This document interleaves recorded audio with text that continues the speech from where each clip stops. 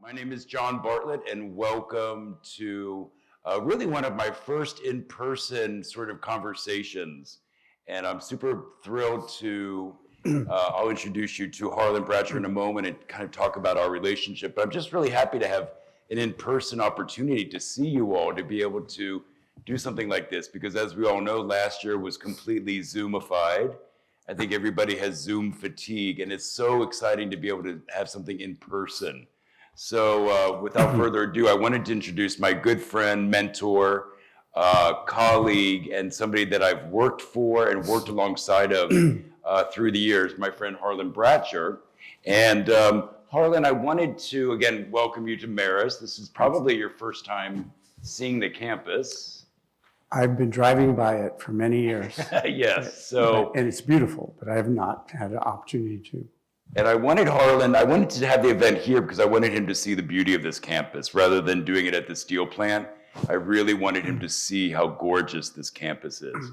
So Harlan, I wanted to ask you, let's begin sort of from your beginning, kind of at the age of our students here, of our audience. Can you walk us through your career sort of from your early 20s to today and sort of the trajectory and all of the different things? You've had an incredible career and have worked with so many interesting and diverse brands.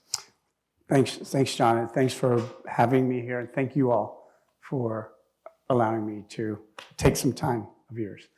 But before I answer that question, can I just say, I remember meeting this guy when I think you had just graduated from college. Yeah. And I worked for a designer in Manhattan, famous one at the time. And everybody's busy working, and I was head of, in a small company, I think I was head of sales, PR, marketing, not shipping, but almost everything else. But you did everything. You got involved in everything, and so Ronaldo Chamas, the designer, said, "Can you here's this portfolio of this guy,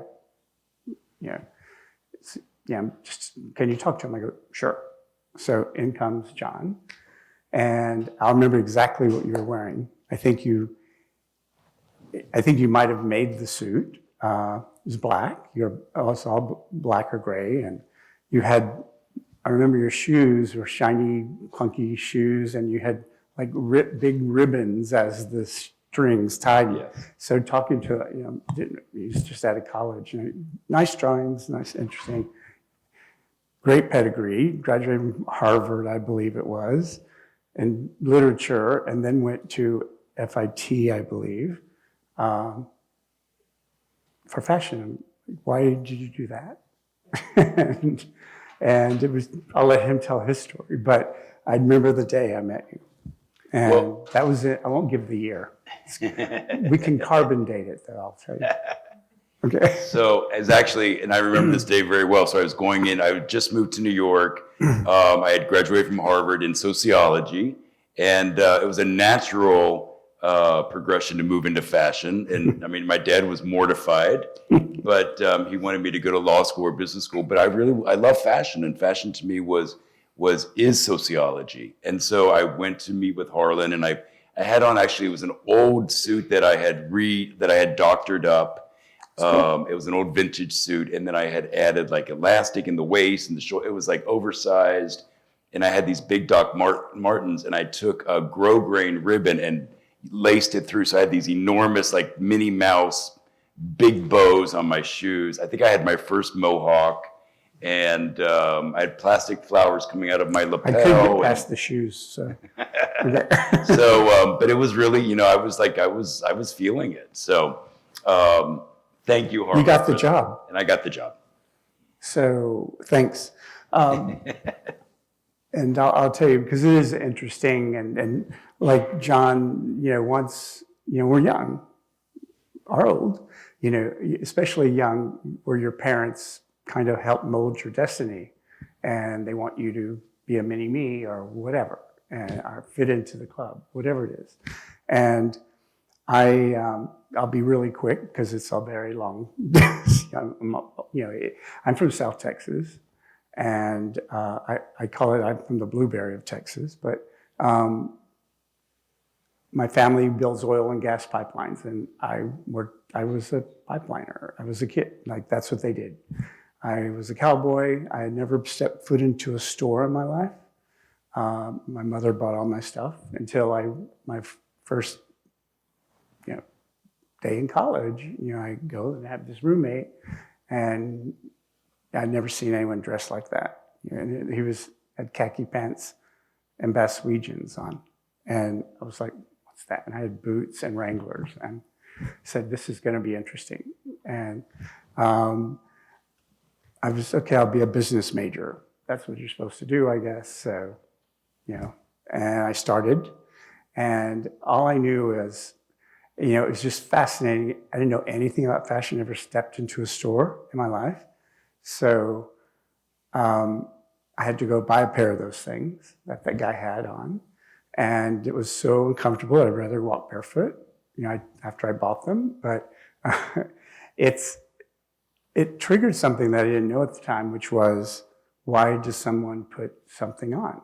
Like, why you had to get up at some point? You didn't have anything on, and you put that on. I just found that super fascinating, and it was like a language that, it was kind of a nice discovery. And so I found my own thing, whatever. And long story short, at a very young age, I changed I was at the time dating this, one step backward to see how big a jump it was. This is also how old I am. I worked on the Alaskan pipeline. This is what my family does. So, good way to make money. And so the job was almost over, and I had to go back to college. And I thought, what am I going to do? I don't really like business. And I was dating a girl at the time. She was in something called fashion merchandising. And I thought, that sounds interesting. I'll do that. And people said, "You're going to what?" I go, "She does it. I like her." So I called my mom, and and I said, "Can you?" She didn't know how to do that, so I asked my girlfriend to, find all the courses so I can change or whatever you need to do. So I remember walking to my first class, and I had transferred to University of Texas at Austin, and they didn't have a fashion part. It was the textile department. And so I was in textile research, which meant you took a nylon fiber and burned it and watched it melt, that kind of stuff. Everybody's had that class. It's riveting. Yeah. But anyway, and I said, I probably should get a part-time job at a store while I'm here. I didn't need to work. I made a lot of money on the pipeline, so it was just fine. And loved it. And then a senior that was just graduating, we became friends. And he said, if you really want to do this, and he just graduated from the University of Texas, he said, you should go to Dallas and get a job at Neiman Marcus and go to North Texas. And I went, okay, I've never been to Dallas, so whatever. So drove my car to Dallas and got a job at Neiman Marcus part-time and transferred to North Texas. And was working, and they told me we only have two things open: men's shoes, hats, and luggage, or ladies' lingerie. And I thought, okay, I'll take shoes, hats, and luggage. Just, this could be embarrassing. Okay, so I literally within 6 months became one of the best-selling salespeople in the store, even part-time. And then within 2 years, they asked me to, because I had all of our customers, that I was helpful. And I became the head of personal shopping at Neiman Marcus. And it was a defunct department, and I had so many of our wealthy customers, and they were very happy with how they were being helped. And Stanley Marcus became who was one of the founders of Neiman Marcus. And anyway, I had a lot of called it the Neiman's A-list customers. And a designer, the one that John got his first job from, we were doing a trunk show, and I was still in my last year in college, and I hated and this is, you can imagine, all of our books were not copyrighted or whatever from the 50s. So it was really, and here I am working at like the best department store in the world at the time and learning stuff. And the whole point of working part-time and going to college for me at that time, and that year, was, real life learning, And so I subscribed to Women's Wear Daily, this thing, because it had all the stuff going on. And Ron Shamas was the hot designer at the time in the world, really. He did things like, he created almost like minimalist dressing, architectural dressing at the time, which didn't exist. And it was just fascinating again to me. And so he came to Dallas, and they're doing a fashion show, and I arranged the entertainment, which was, a Shamas fashion show for this charity luncheon that I was involved in. And he brought a harpist, and, there were like a Diane DeWitt, really top models. And there were only 26 ladies, and they didn't even try anything on, and they bought more than he had sold in 6 months. And so a few months passed, and he calls me. It was Murray, his partner, calls me and says, "Have you ever thought about moving to New York?" And I go, "Yeah." He goes, "Can you come this weekend?" I go, "No, but I can come the following weekend." And so I moved to New York and started working for them. And you follow your instincts and your desire to learn something and step out of your comfort zone. And that's what I've been doing all my career. After that, this thing happened, and don't laugh, but it was the precursor to e-commerce. And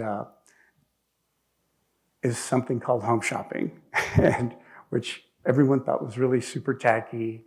Like, they thought everyone sat on their couch and bought stuff. And it was actually, I just was fascinated by it. It was how being really good at helping people personally.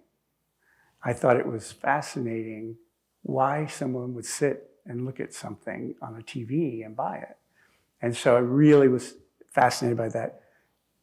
And to speed up my long answer, I got a job with QVC.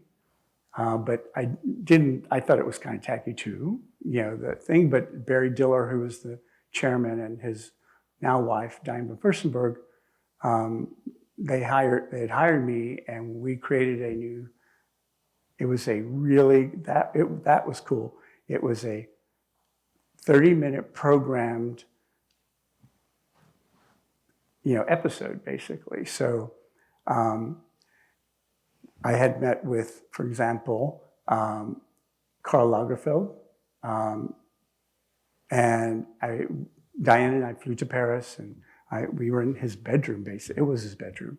He's sitting on his bed. It was before he lost all the weight. And, here's Karl sitting on his bed.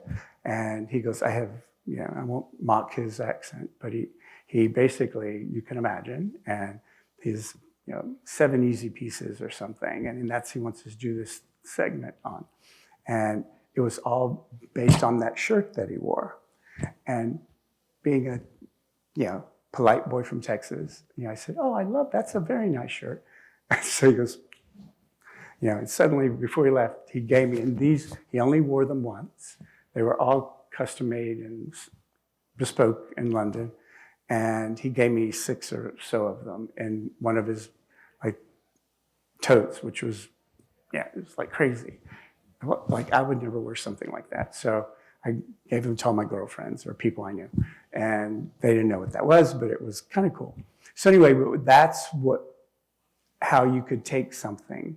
And that's what Barry was doing at QVC. It was called Q2, not QVC. And We got it up live 24/7. It was, all day and night. And he was bought out of the business. Comcast owned it. And, the next thing I knew, I got a job at Sony. Sony was they created, before Apple, Apple was actually a bankrupt company in the 90s, in the early 90s. And you have to think about that time, 90s, there were no cell phones really. They only really were invented in the beginning of the 90s. So no one had those. But all of these little devices, Sony was the coolest company on earth at the time. And I started there. And again, it was more about that digital. I was really fascinated by communicating this way, not the old-fashioned analog, walk into a store, buy something, or commerce that way. And so if you look at my kind of CV, there is this weird chain, but it all keeps going. And long story short, that's, and I've had in my career, I went from Sony, Calvin at his height, Calvin Klein, hired me as his chief marketing officer because he thought, who did this at Sony? I created the Sony stores concept before Apple stores. And I don't mean it like it was me and a team, but I was the head of retail development. And Calvin would drive by and, this is when Calvin was spending $200 million just on print ads. And he said he didn't want someone from 7th Avenue, as he called it. He wanted someone from, more with a corporate background and that kind of thing, and the digital part. And so they wanted me to move to California, and I really didn't want to move.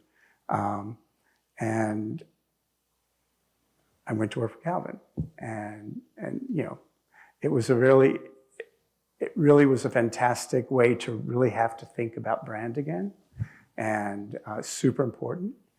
And from there, I went to a brand called Armani Exchange. I was the CEO. I built the brand.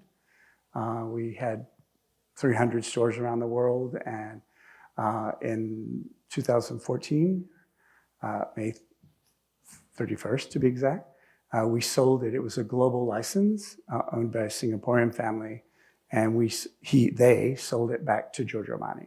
So he owns the brand now, and I went from there to read Krakoff, and I was fine. The brand parts are great, but I was still fascinated by e-commerce and digital, and so this opportunity at JD.com, or in China it's called Jingdong.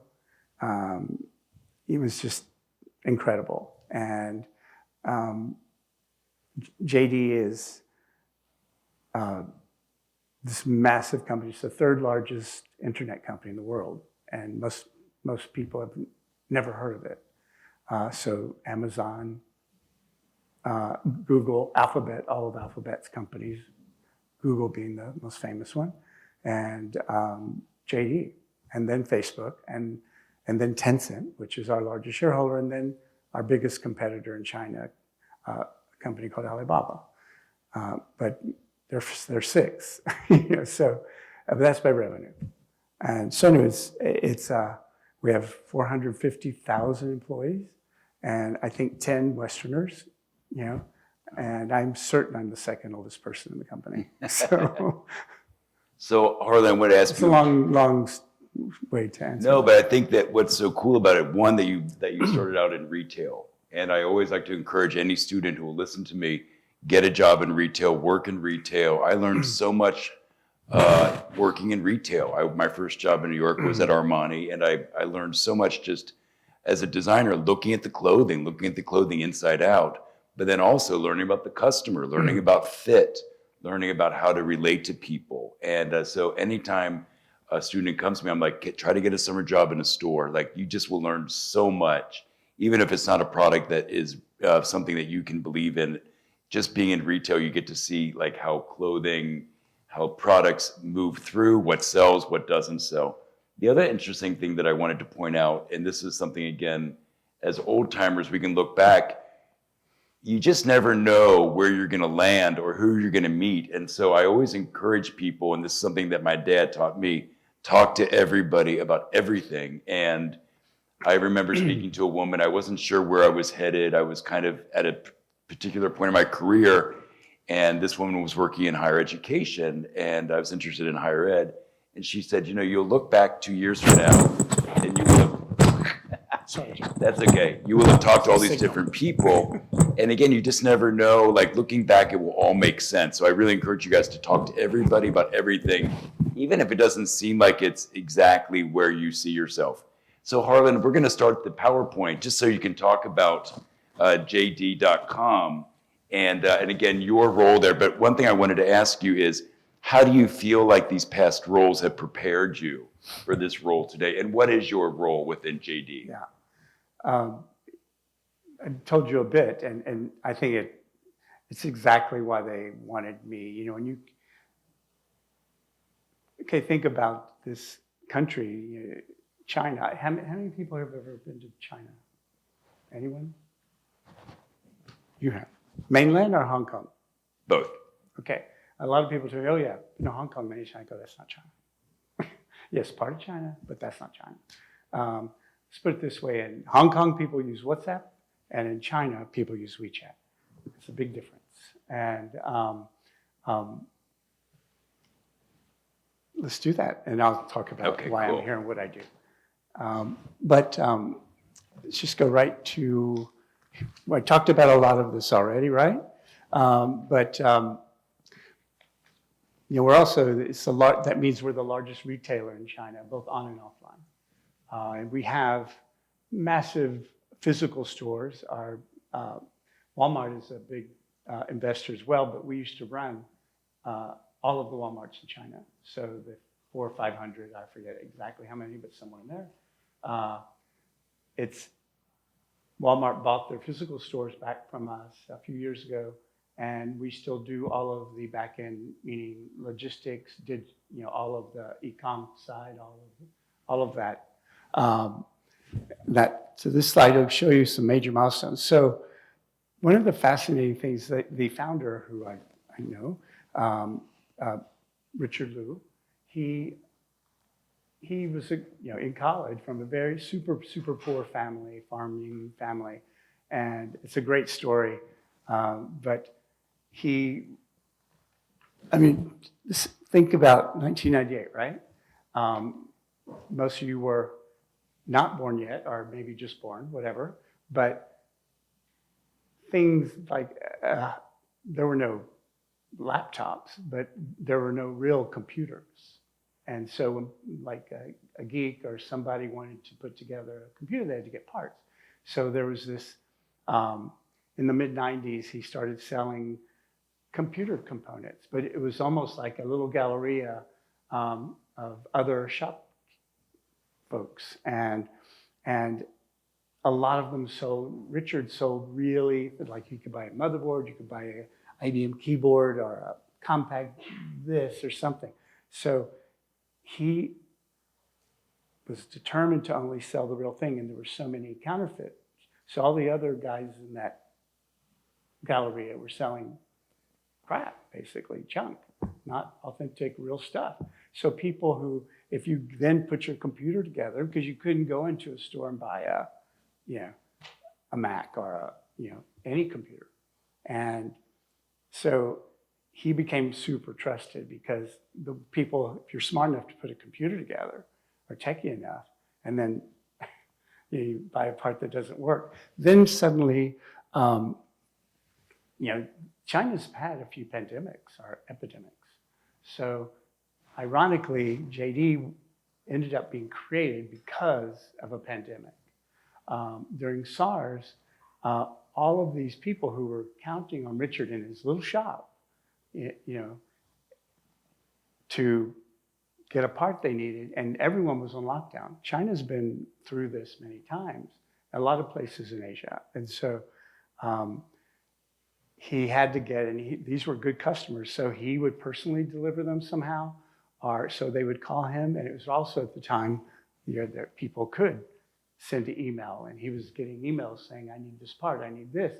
So he actually started selling stuff electronically that way, right? Just as simple as a direct-to-consumer thing.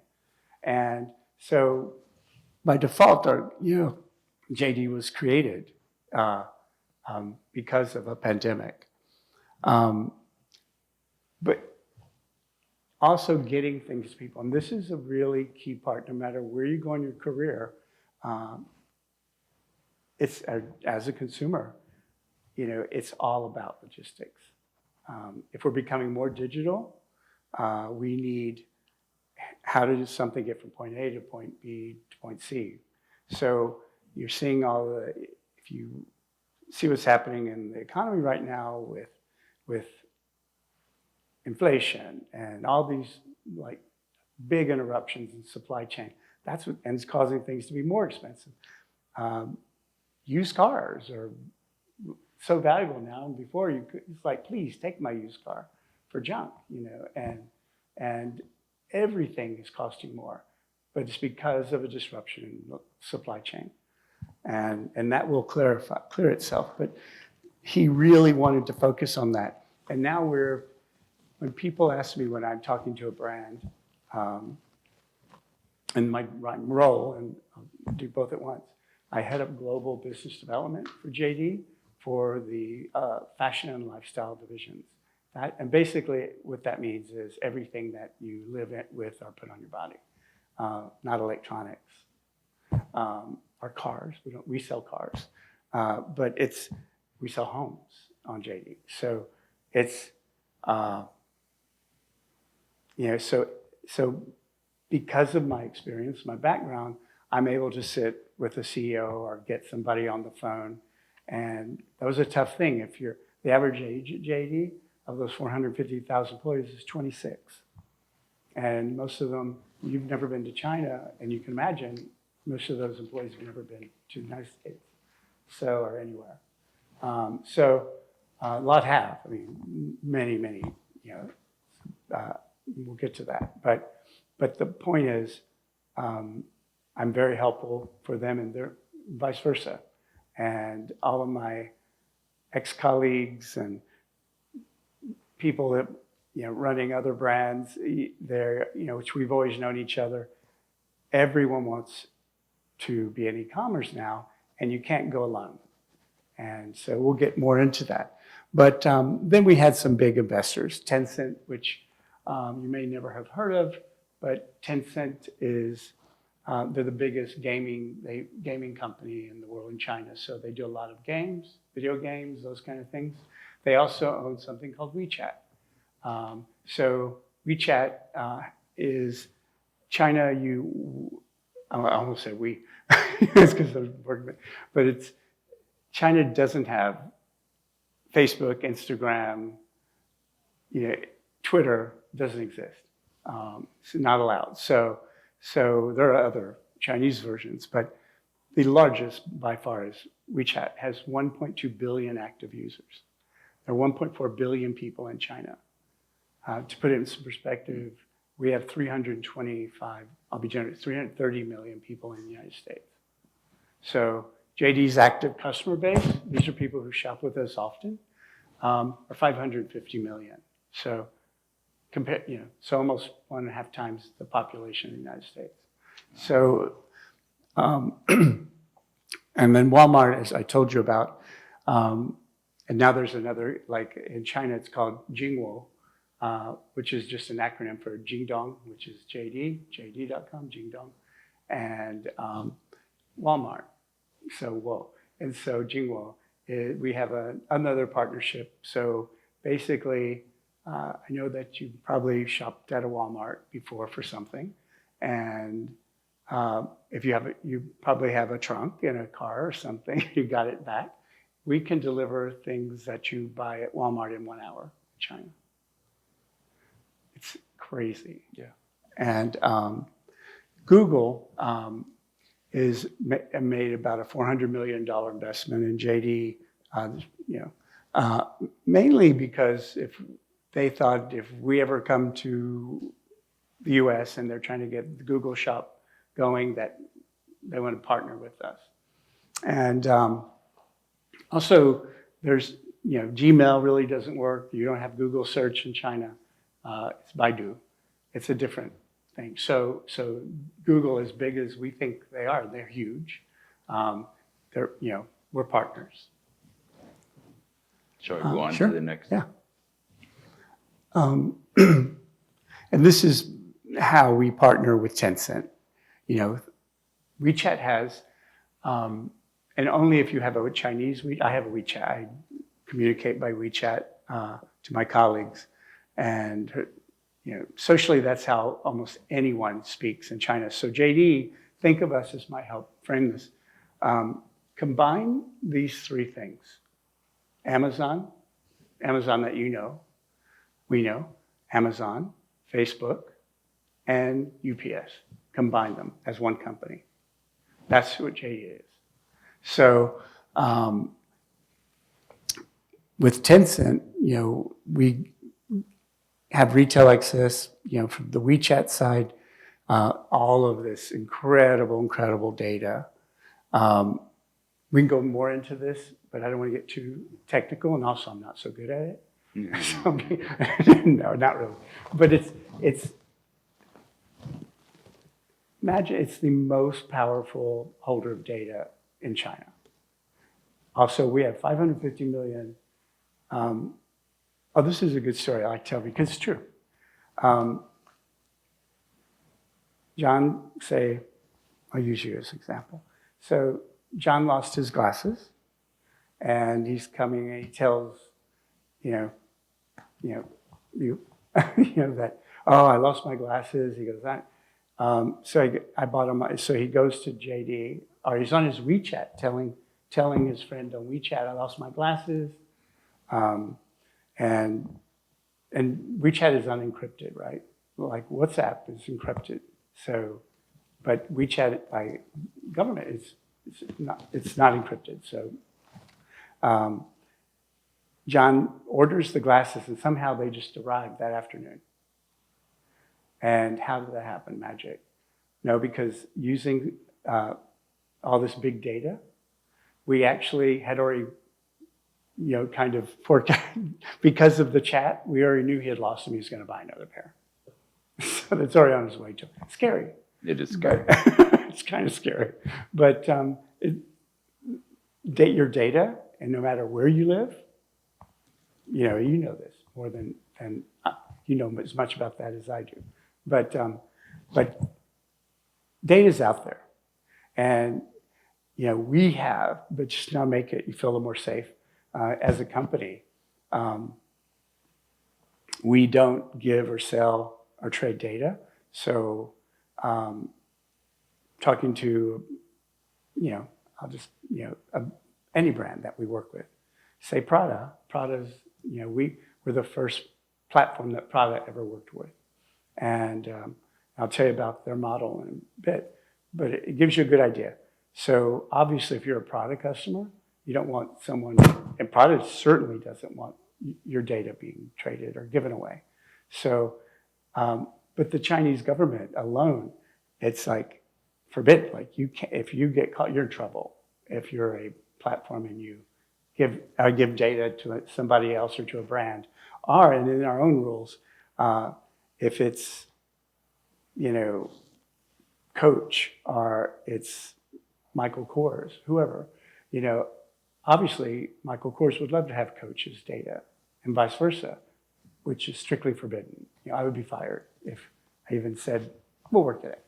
It doesn't happen. It's forbidden. So we have super, super strict standards on that.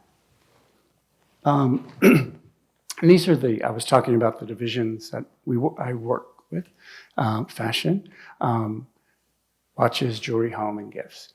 Now, these are some of the brands. And I've worked on a lot of them. The one I'm most excited about, and again, the first platform they've ever worked with is Louis Vuitton. And they're probably the biggest prize in the world.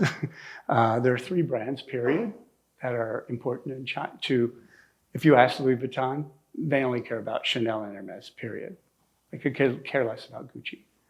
I mean, I'm just saying it like not in a weird kind of, it's just that stratosphere of those three brands, huge. And the rest of them, and it's not as important to, they don't care, it's not competition really. For example, even when you go to a mall here in the United States, if you go to a mall and you see a Chanel or you see an Hermes, there probably is a Louis Vuitton. It's an adjacency. But if Hermes or Chanel's not at a mall, Louis Vuitton's not going to be there. So those three brands are pinnacle. And Louis Vuitton created they've never in history ever gone on sale. You don't have an end-of-season sale at Louis Vuitton, ever. If you go into New York City, you go into Saks or Bergdorf Goodman, or Macy's for that matter, and you see a Louis Vuitton shop, that wasn't bought by that. Louis Vuitton owns it.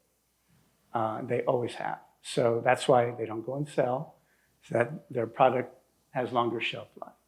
So they control their pricing strictly, so they don't need us.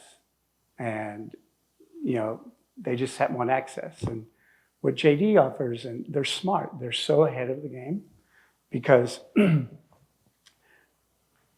just no matter what areas you're studying,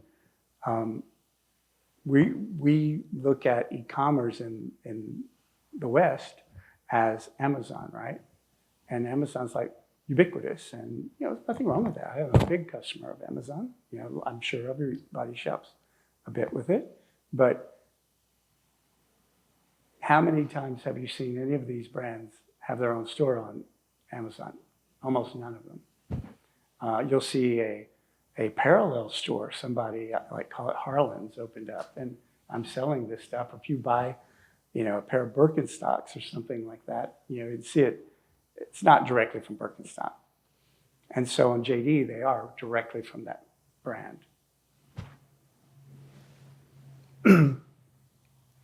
And these are some things I don't know if you know the brand Delvaux. Anybody know this brand? It's so beautiful. It's I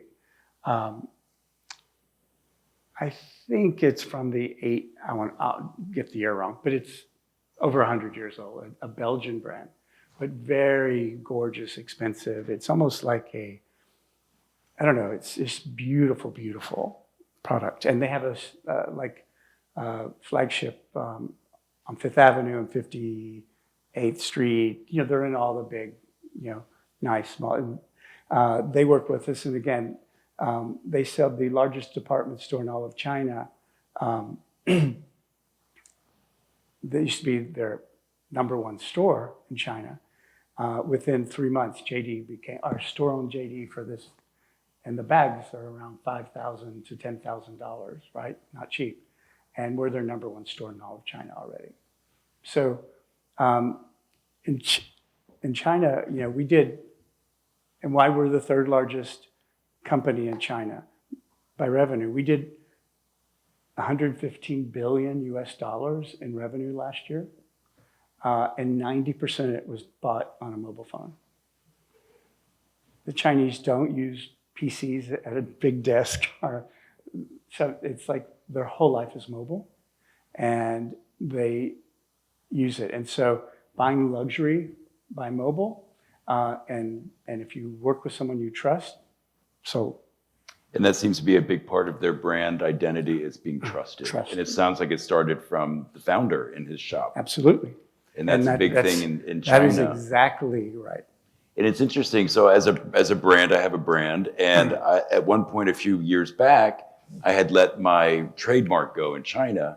And I got an email from a lawyer there saying they did a search and 2 different people had had taken my name and bought my trademark. Mm-hmm. And were making product under my name. And so I had to go through all of these back flips to get my name back. And so there must be, again, to be trusted, to work with a company in China with the brand name is really saying something. Yeah, that's a classic problem. For example, years ago, not even China, Ralph Lauren did own the Polo brand in Malaysia, which doesn't sound like much, but at our money exchange, I had 5 stores in Malaysia. And so I would go there often, and you would see like this random Polo, at the Pony in the store in Kuala Lumpur, say. And I know the brand and know people there. And it's like, that's not Polo, but everyone was buying it.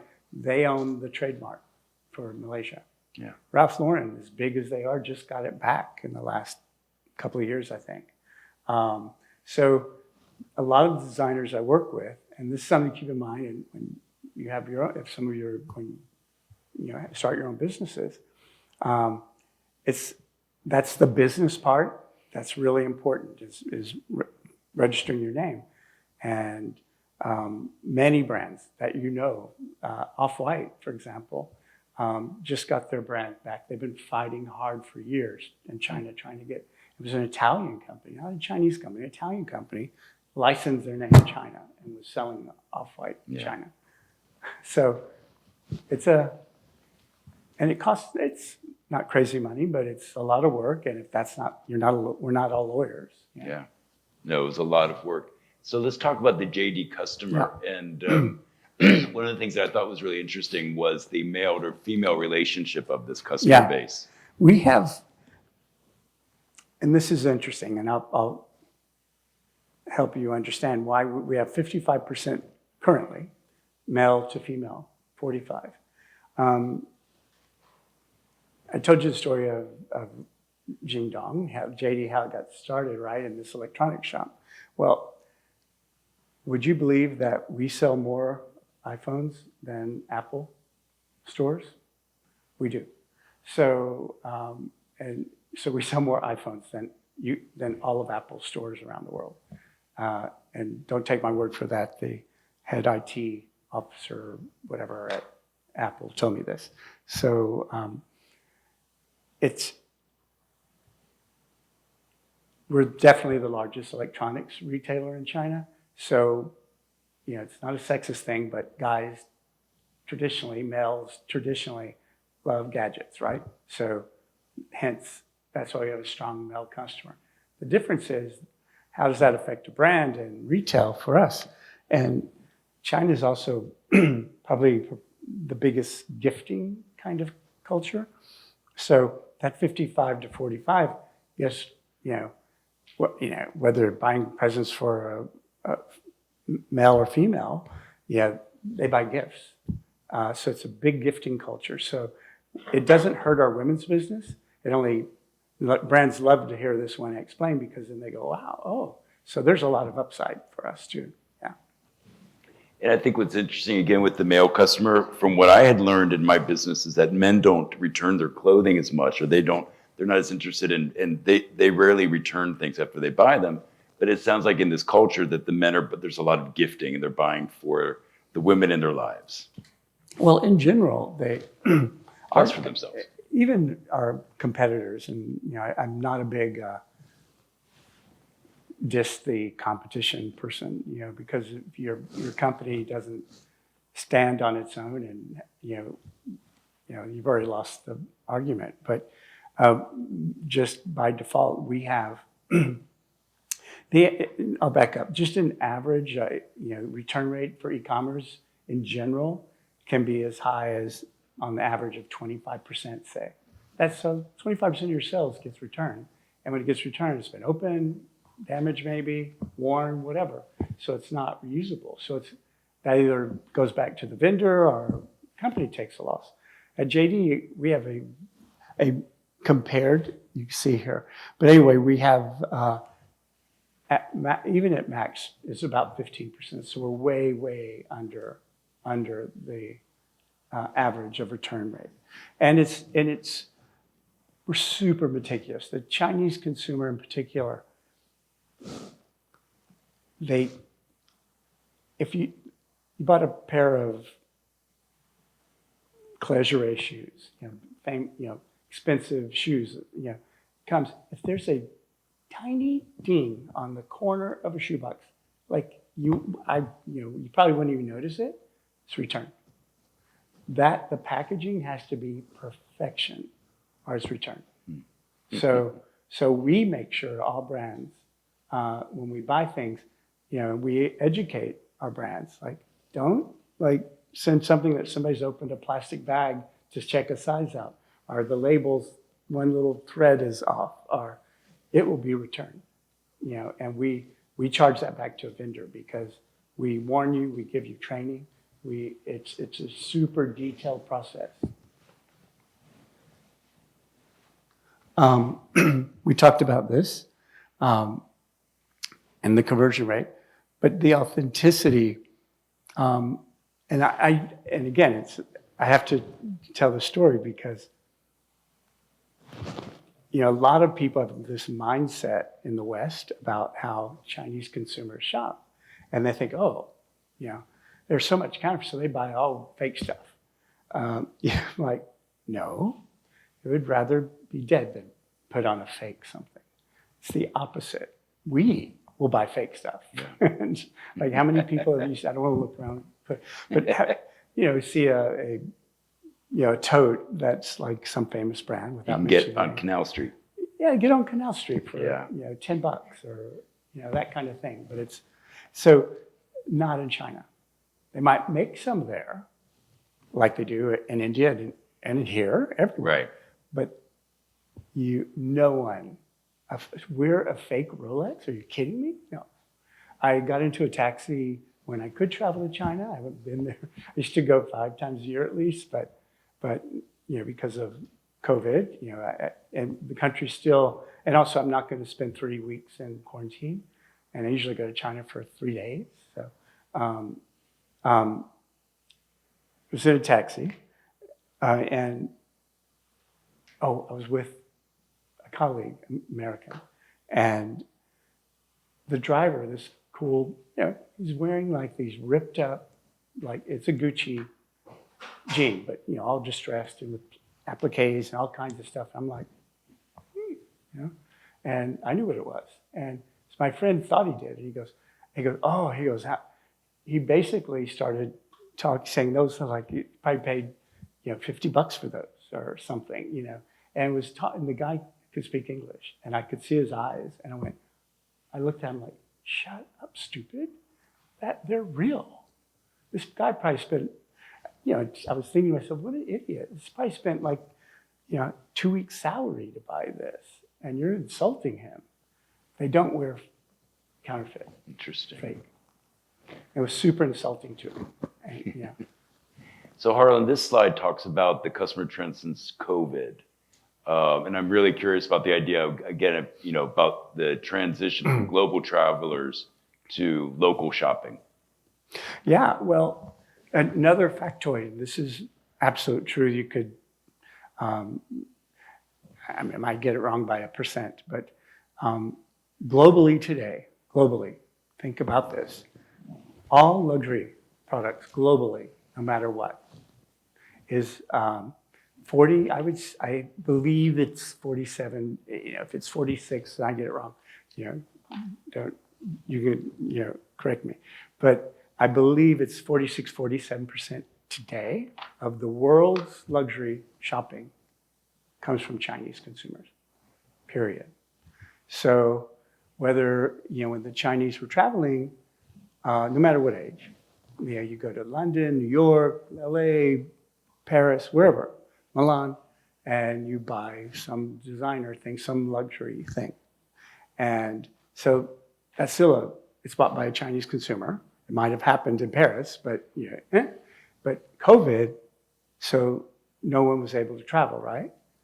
Guess what? The shopping of luxury didn't go down. So it just transferred. And if you look at Kering Group, which owns Gucci, or LVMH Group, which owns Louis Vuitton, you look at their total sales, the only part of the world where, even if their global sales were, instead of being, it might be down or only up by 3%, not 30% or something. And it's because the Chinese consumer was still shopping, but they were shopping in China. So that is the difference. And and they will start being able to start traveling again. So that should help spread out some of the luxury sales. But by, it's 22 already, basically. So by 25, it should be 50%. So when a brand wants to grow its sales and you're not paying attention to China, you're throwing away a lot of business. And Harlan, what's interesting, I was reading this on your website last night, is that there's a lot of growth, customer growth, faster customer growth in the smaller towns, the tier 3, 4, 5, lower tier cities that are smaller. Yeah. And it's not these big cities. Lower tier doesn't mean smaller. Oh, okay. So they're tier 2, 3, or 4 or 5 cities that have 10, 15 million people in them. So it's not just size. It's more like income and, clearly Beijing, Shenzhen, Shanghai are tier 1. But then there are a lot, tier 2, it just means might be more rural, not as cosmopolitan, but spread out. So growth is, a lot of the growth is coming from the lower tier cities, not, population wise. And because they're becoming more, if you live, it's like anywhere else in the world. If you live in Paris, you probably go to the, you're used to seeing a lot of luxury. But if you're from a farm town somewhere in France, not so much. But why do you need to have, an Hermes Jodhpur, or something? Right. But anyway, but what happens is, and this is what Louis Vuitton is so keen to work with us and people like that, because so in the sort of life cycle of luxury, when somebody like me, I'm a perfect example. I never walked into a store, right? So when I first heard of something called Chanel or Louis Vuitton or whatever, and somebody, do I want it? Maybe I'm attracted to it because they are, that kind of thing. So people who are more, it's not a sophistication level, but it just by default, when you have more access, you have more income to spend, whatever, the next kind of social status anywhere in the world, no matter where you're from, is to invest in something. So that's where these luxury brands that are so, established in tier 1 cities, like they're just saying they're stabilized future growth in all tier 2, 3, 4, and 5 cities. Now, this site was interesting because I was observing, sitting in a branding class, and we were talking about different brands and just this whole concept of omnichannel strategy, and about how online brands, it's important for them, but they also need to have, it's not everything. And what was cool when I read about JD was just this idea that they're expanding their network of offline stores, and they're creating this opportunity for your customer to curate their own experiences, to curate how they shop, again, whether it's offline, online, and how do you see that relationship between those two worlds? Well, omnichannel means that basically, what omnichannel is, it's online, offline, pretty much. If you think that, then everything that happens to make that connect and get something ultimately to a consumer. And I love using this example because we all know the brand, but Prada, we have a very big omni-channel relationship with them. So Prada never worked with any e-commerce company until I think they launched with us 2.5 years ago. But Prada already had, I'll get the number wrong, but dozens of, say 20, whatever, making it up, but many stores in China. In tier 1 and 2 cities, and a few in some of the tier 1 cities. So they control a brand like Prada, and any of that chart had all the brands, especially a Prada, they control everything. And the logo, everything, with the retailer is controlled by them. Nike, same thing. Nike, Nike has its, Nike.cn, means it's like a .com, but in China it's a CN. So everything happens out of Portland for Nike globally, period. And with Prada, out of Milan. But they have a big office in obviously, but China. But the look of the brand is controlled. So how we worked as an omni-channel with them, they were smart. They were actually not doing as well as some of their competitors, but they were the ones who really made a commitment to e-com in China with the platform, and it was us. And so if you go to the Prada flagship on JD, it's Prada. You look like you're at Prada.com here if you go online. And it's completely controlled by them. So they control everything, but we buy everything wholesale.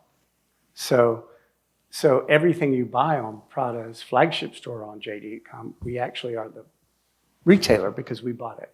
So they don't have any risk of excess inventory. Also, somebody, say you go on the Prada flagship on JD.com and you want this jacket, but it's in black and you want a red one. And it pops up in red and you hit it and it's actually in their store in Guangzhou, another, city. And so that's omnichannel. So we're tied. There's an interface integration of their site, their inventory on JD. So that's a retail sale for that shop in Hangzhou. And so that sale Prada got, that's not our wholesale, they got that. And JD, we have white glove delivery. So in tier 1 and 2 cities, there are 10 cities now that we do this, you could potentially have that jacket in 30 minutes. Correct. And this handsome young man, and it's mostly men right now, but this handsome young man in an electric car, our van, electric, shows up, white gloves, black suit, in a Prada bag, and presents the gift to you. So it's extraordinary. Incredible. So that's one way omnichannel works with us. Okay. Now, I wanted to talk about VR and AR again, because I think that's something that we're talking about a lot in school and the students themselves. How does JD deal with these two different worlds? Yes, well, I told you about our R&D lab in Silicon Valley. Yeah, so tell everybody. Well, we have the company made a big investment because so much of the sort of tech talent, engineers, at this point, a lot of them are in Silicon Valley. So it was a smart place, even though they could be, Indian, Chinese, Japanese, whatever, Swiss, whoever, It's a very global community, but because that's where the hub was for many companies. So there are a lot there. So it's a good place to open an R&D lab because there's talent. And that's what we did. And spent about $250 million just for the lab. But it's all based on autonomous technologies and AR and VR. And but we we're not just buying it, licensing it from people, we're actually creating our own. That's amazing. And only because of time, and I'm so sorry because I realized that we're already at 12:30. I do have a lot of questions that I wanted to ask you, but I was really curious because going through the website, talking about the emergence of new categories, Generation Z, and the interest in responsible consumption. I know that you guys are much more interested as a generation in sustainability, in things that are transparent. So how does JD deal with this? Who is this new Gen Z customer? What are those emerging brands, products, and what is the responsible consumption aspect of your company? Here's the good news. That's why I told John I would do this, because I like young people and your future. And the good news is your counterparts, the Gen Z in China, are just like you. So there's been a lot of growth since COVID, and they're not going out as much and having to shop more from home. But they're buying stuff they trust, stuff that's, accountable in many ways. We've been a early lead in a lot of this stuff. It's amazing. Half our fleet, it's tens of thousands of vehicles. Half our fleet's already hydrogen.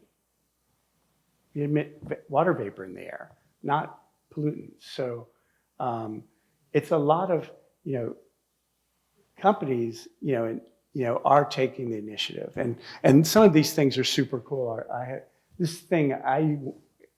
like to go to our warehouses when I go to China because it blows me away.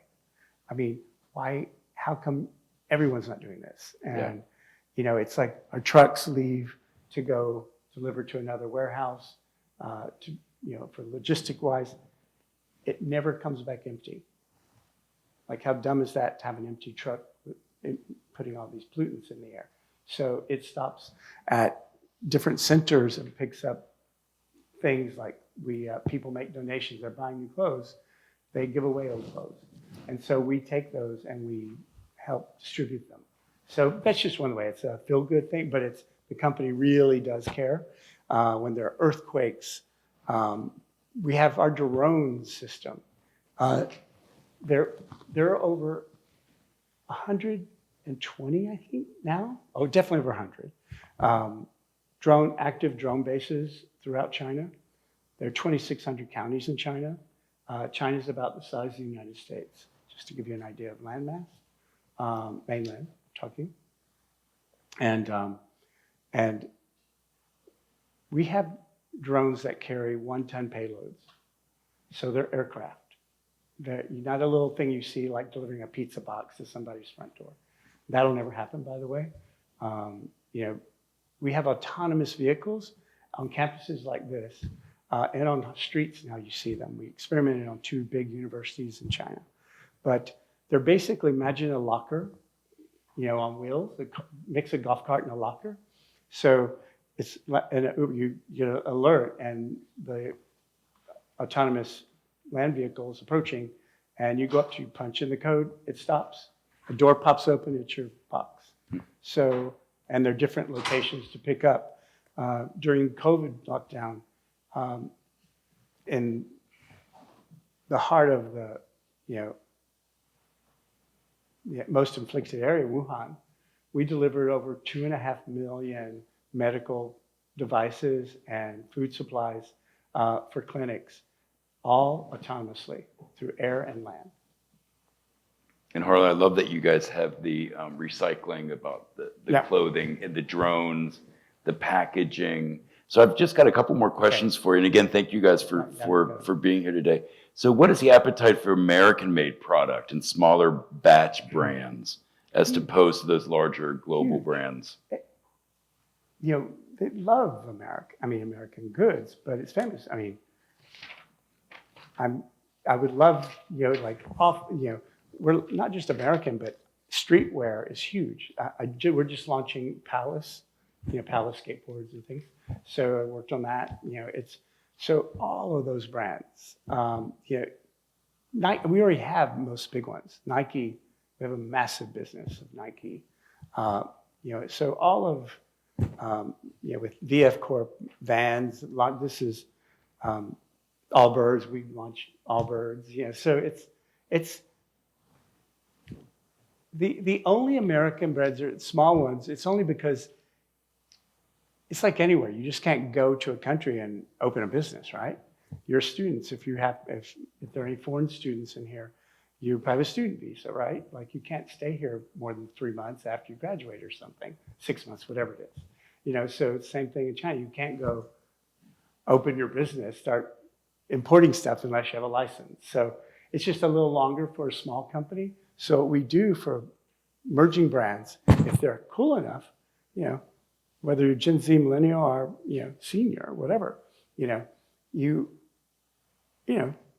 if it's famous, I always tell people brands if your brand's famous enough, whether it's in the UK or the US, I said just probably going to do great in China. But how do you do it? And we circumvent that because our model, we actually buy wholesale. So a brand that couldn't sell to us, because they're not licensed. It takes about a year to get a license, is the process, to be able to have your own business. But then who's going to run it for you? You then hire people, all that stuff. So we can buy wholesale like, Saks Fifth Avenue buys any brand in Europe, and then they pick it up at the factory and they bring it in. They put it on their store floor. So we do the same thing. So that's the fastest way for a young brand or a not as famous brand or that doesn't have a business in China. We do buy wholesale. Of the 115 billion in sales we did, 40% of it was wholesale, stuff we actually bought. That's great. So for the students here, what do you see are some of the upcoming career paths and opportunities that are arising with the rise of global merchandising? Like, what kind of advice can you give to these students, and what are those opportunities that you are seeing that might be different from when we were starting out? I think, because digital's not going away, but also physical is not going away. But if it is physical, like we talked about Omnichannel, you've got to have a digital, IQ, right, or something. And so I think not only do you have to be great at telling your story physically in a physical way, how do you translate that digitally and logistics wise? So I think when you think about a brand now, I think a lot of direct to consumer brands, who never had a physical thing, when they open a physical, it's like, whoa, but I think I like to think of it as a 360. So no matter what business you go into or field, it's going to have, all of those aspects. And I think instead of, one of the things we're doing is partnering. Like I gave a Walmart example. Those are Cheney and Walmart, big companies. But we partnered with, and it's a crazy number. We have like 2.5 million, and it's more than that, I know now, of little we didn't put mom and pop shops out of business in China. We have over 2.5 million shops that use our technologies and our logistics. So the little store on some corner in some village, no matter where in China at least, they could work with us, tap into all of our data, all of our logistics. And so when somebody, instead of it being shipped to a Amazon warehouse or a JD warehouse necessarily, if somebody buys a random unique fragrance or something to have in their little shop, it can be picked up at the shop. It's like I gave you the Prada example. So instead of putting small business and small towns out of business, we're actually, putting them in business. I love that. So, and I think Amazon, that will come around here too, but it's really something to think about is this 360 when you develop your career and what you want to take, what classes, courses. The other you already thing, know the digital side, I think. But the operational side of that. I think, again, for us, one of the things that I always encourage with students, and because you guys are all living online and you're shopping online, in my day, we would go to the store physically and we'd look at product. And I had a webinar with the heads of Gap, Tommy, and Calvin Klein for some of the senior designers. And they're like, go to the stores, look at product, touch product. And again, whatever your taste level is or what you're drawn to, what the product is, touch it, learn it. Like, don't just look at it online. Like, you're going to learn so much about it. And the other thing that they felt that was a key to someone's success in this field is you got to have passion for product, like really getting into the product, whatever that is for you. And I think once you are out in the real world, you're going to see and you'll be able to touch and feel product. And I just wanted to, any other advice that you might have for the students today? Yeah, be authentic. I mean, and I know you know that, but, as we get more connected, I told you my story. And I didn't have a choice to be authentic because I didn't know anything. But you're all a brand, and just be your brand and really hone it, and not for some facade. But I think no matter what you do in life, being able to relate to someone, to understand what it feels like to be a consumer and to be a human, and communicate. So I think, be your authentic self is key. But also I do think, how does that relate to if you do some sort of business someday, it's going to have a digital aspect, not just, oh, this is the way they do it at, this place or that place. Create something, what's not being done. So always be curious and authentic, I think, is the key to success in life, a long one. I still tell people I don't know anything. I really don't. I still don't either. I don't. Does anybody in the audience have any questions for Harlan? It's a ironic story, but when the company that we work for, I joined for a brief time a marketing company, and there was this brand launching that Giorgio Armani was launching because he was really jealous of the Gap, and it was called AX Armani Exchange, and it was all based, and I worked on it as this consultant, but it was more on the,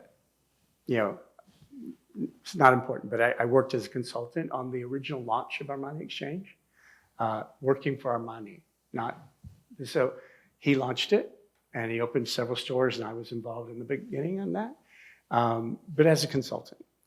It was very overpriced and Gap was doing a really good thing in 1991 is when it launched. And so fast forward throughout my career, Armani was losing a lot of money on it. And his biggest licensee was this amazing woman named Christina Ong from Singapore. She brought all of the Armani brands to Asia. And she also owns the distribution in the United Kingdom for them. She brought Prada, Bulgari to Japan even, Calvin. So she was famous, like one of those famous people. Anyway, we became friends over the years, when I was at Calvin. And it's a good story because this is about being yourself and being honest. She was trapped here during 9/11 and she couldn't get out. She flew in on her jet. Saudis were able to get out on their jets for some reason. But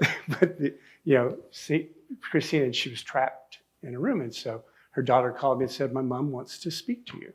I said, sure. So I went up, I walked and had tea with her for, seemed like 4 hours. 2 weeks later, and we're talking about the world and how crazy it is. And she did ask me just on the side, well, what do you think of Armani Exchange? I worked on it again. I said, it's embarrassing. I can't walk into the store. That was all I said. And she was like, oh, that's too bad. And so 2 weeks later, I get an email from her and she said, I'm keen for you to join my company as president. Fun. So that's how I got that job. It's a great brand. But that's what I'm talking about for you, because every one of you, I think I'm going to be really one of those rah-rah people, but I know you will have a great career no matter what shifts it takes. You just have to be who you are. Like I was being really honest. She knew me.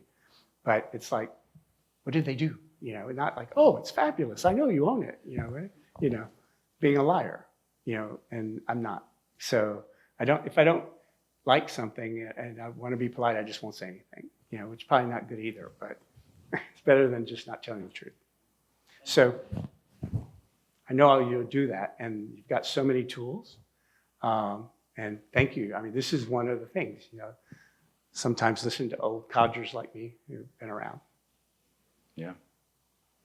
Thank you guys all so much for joining us today. And Harlan, again, I hope that you'll come back and maybe sit in on some of our classes, and because you've had this great experience of working with designers, working with brands, Sony, Armani AX, QVC, and you've been able to really take all those things and bring it to where you are now. And that's, I guess, you guys are going to continue to do that. So the first job you get out of college, it may not, again, be your dream job, but it's going to inform something that's going to take you to that next place.